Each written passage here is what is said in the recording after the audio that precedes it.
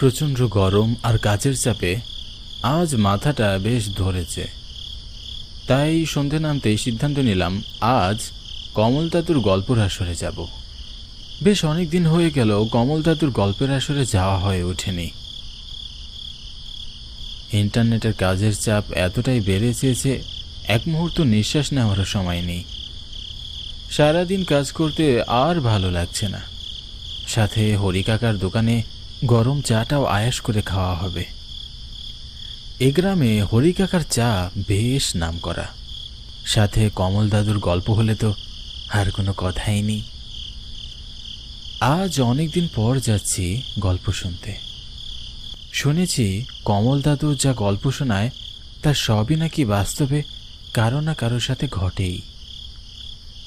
কমল দাদু বিভিন্ন ধরনের গল্প শোনায়, কখনো দুঃখের, কখনো হাসির, আবার কখনো উপকারের।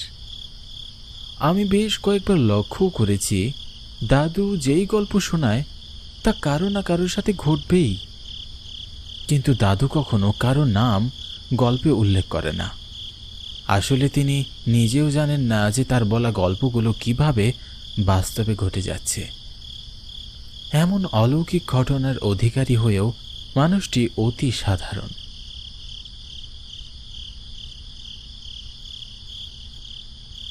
বাহ, আজ সকলেই আছে দেখছি। হরি কাকা, কড়া করে এক কাপ চা দাও তো দেখি। এতদিন পর আমার কথা মনে পড়লো তোর ছোকরা। কাজের চাপ খুব বেড়ে গিয়েছে গো দাদু। সারাদিন কাজ করতে করতে ক্লান্ত হয়ে পড়ি। মন আর টিকছিল না বাড়িতে, তাই চলে আসলাম এখানে। আসলে এখানে আসলে আমার মনটা ভালো হয়ে যায়। ভালো করেছিস, আমাদের আসর তো তোকে ছাড়া জমেই না। ঠিক বলেছিস শহরেন। ওরে বাবারা, তোরা থাম দেখিনি। আমার গল্প শুনতে এসে যদি তোরাই গল্প করিস তাহলে কি করে হয় ছোকরারা? আচ্ছা আচ্ছা, বেশ, তো গল্প শুরু করো। তোদের আমি আজ পর্যন্ত অনেক ধরনের গল্পই শুনিয়েছি, কিন্তু আজকে একটু অন্যরকম গল্প শোনাবো। কি কি গল্প দাদু? আজ তোদের আমি একটা ভূতের গল্প শোনাবো। না গো দাদু, আছে না হয় থাক। তোমার গল্পের প্রায় সবই বাস্তবে ঘটেই থাকে। এটিও যদি ঘটে তার থেকে ভালো তুমি অন্য কোনো গল্প শোনাও। আমিও দাদুর সাথে একমত। হ্যাঁ দাদু, প্রতিদিন তো শুনি ওইগুলো। আজ তুমি বরং ভূতের গল্পই শোনাও। ঠিক আছে, তাহলে শোন। সেদিন রাত বাজে 9:30 বা 10টার কাছাকাছি। সেদিন ছিল অমাবস্যার রাত। চারিদিকে নিষ্কালি অন্ধকার, তার মধ্যে আবার আকাশ কালো মেঘে ঢেকে আছে। কখন জানি বৃষ্টি নামবে এমন একটা ভাব। একজন লোক একটি গ্রামের পথ ধরে বাড়ি ফিরছিল। আকাশের অবস্থা খারাপ দেখে লোকটি খুব দ্রুত পা চালিয়ে হাঁটছিল, যাতে বৃষ্টি নামার আগেই সে বাড়ি পৌঁছাতে পারে। সেদিনের পরিবেশটা ছিল একদম অন্যরকম। প্রকৃতিতে কোনো বাতাস নেই। ঝিঝি পোকাগুলো যেন হারিয়ে গিয়েছে। বলতে গেলে সবকিছু যেন থমকিয়ে গিয়েছে। লোকটি দ্রুত পা চালিয়েও তার শেষ রক্ষা হলো না। ঝমঝম করে বৃষ্টি নামলো।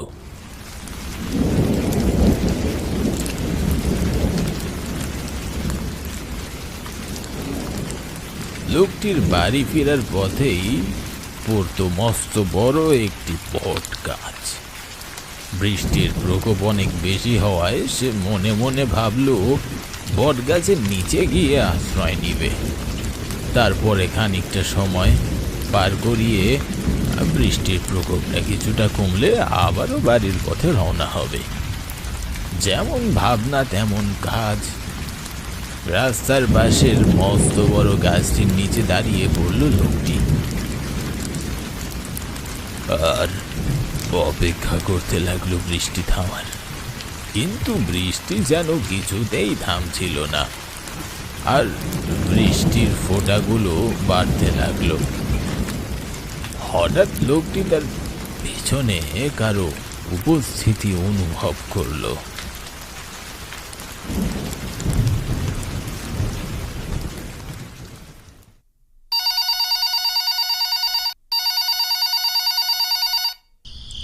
হ্যাঁ মা, বলো। বাবা সুভাষ, তুই তাড়াতাড়ি একটু বাড়িতে আয় বাবা, অনেকটা রাত হয়েছে। আমার শরীরটা কেন জানি ভীষণ খারাপ করছে। ঠিক আছে, আমি এক্ষুনি আসছি। দাদু, আজ আর তোমার গল্প শোনা হলো না, কাল এসে শুনবো অবশ্যই। এখন বাড়ি যেতে হবে। আচ্ছা বেশ, বাড়ি যেতে চাইলে দ্রুত যা। আকাশের অবস্থা তেমন একটা ভালো নয়, দেখে মনে হচ্ছে বৃষ্টি নামতে পারে। আমিও সেটাই ভাবছি। ঠিক আছে, তাহলে সবাই থাকো, আমি আসছি, কাল দেখা হবে।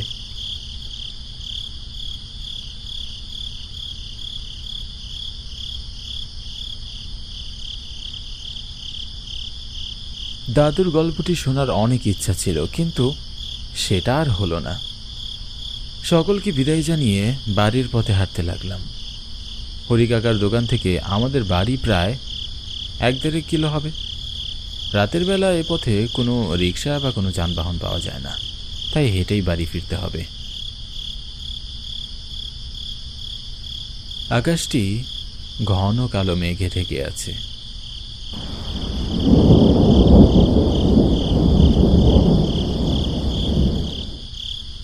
মাঝে মধ্যে বিদ্যুৎ চমকানোর ঝলকানির আলোয় চারিদিক আলোকিত হয়ে উঠছে। আবার খানিক বাদে সব ঘুটঘুটে অন্ধকার। হাতে একটি টর্চ নিয়ে পথ হাঁটছি। আকাশ এমন একটা অপ্রস্তুত অবস্থার মধ্যে ফেলবে তা ভাবতেও পারিনি। আচমকা ঝমঝমিয়ে বৃষ্টি আসতে শুরু হওয়ায় আমি মহাবিপদের মধ্যে পড়ে গেলাম। কি করব কিছুই বুঝে উঠতে পারছিলাম না। রাস্তার পাশেই ছিল মস্ত বড় বট গাছ।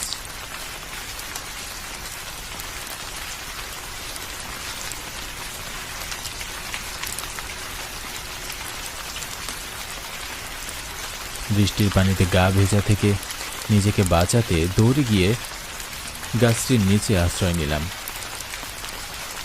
ইস, এখন বাড়ি ফিরবো কি করে? এত বৃষ্টির মধ্যে তো পথ চলা অসম্ভব। এদিকেও আবার অনেক রাত হয়ে এসেছে। অনেক চিন্তা ভাবনা করে সিদ্ধান্ত নিলাম এখানেই খানিকক্ষণ অপেক্ষা করি। বৃষ্টি একটু থামলে না হয় বাড়ি ফিরব। মনে মনে ভাবলাম, যদি দাদুর গল্প না শুনে আর একটু আগে বাড়ি ফিরতাম তাহলে এই বৃষ্টির মধ্যে আর পড়তে হতো না। দাদুর কথা মনে পড়তেই হঠাৎ আমার গায়ে কাঁটা দিয়ে উঠল। দাদুর বলা গল্পটি যেন এখন আমাকে ভাবাতে লাগলো। হঠাৎ মনে হলো, দাদুর গল্পের সেই লোকটি আমি নয়তো। আমার সাথেও তো সেই একই ঘটনা ঘটছে। এমন কথা মাথায় আসতেই হঠাৎ অনুভব করলাম আবার পিছনে কারো উপস্থিতি। আমি ভয়ে পিছনে ফিরে দেখলাম পিছনে কেউ নেই। চারিদিকে তাকিয়ে আবারও বৃষ্টি থামার অপেক্ষা করতে লাগলাম। খানিকক্ষণ বাদে আবারও কারো উপস্থিতি অনুভব করলাম। পিছনে তাকিয়ে দেখি আবারও পিছনে কেউ নেই। এবার নিজের ভিতরে কেমন একটা ভয় করতে শুরু করলো। মনে মনে ভাবলাম বৃষ্টির মধ্যেই বাড়ি চলে যাব। কিন্তু ঠিক তখনই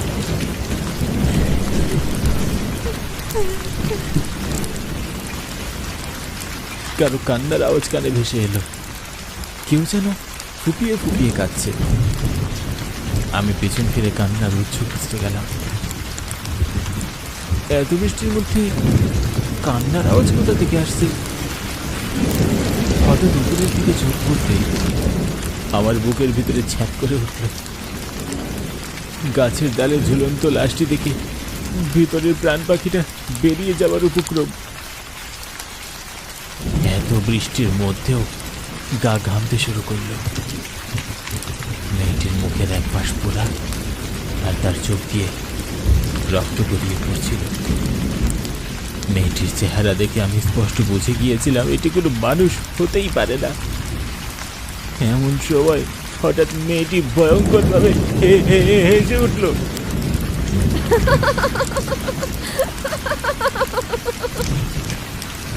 মেয়েটির এমন হাসি দেখে আমি আর নিজেকে ধরে রাখতে পারলাম না, সেখানেই জ্ঞান হারিয়ে মাটিতে পড়ে গেলাম। এরপরে আমার আর কিছু মনে নেই।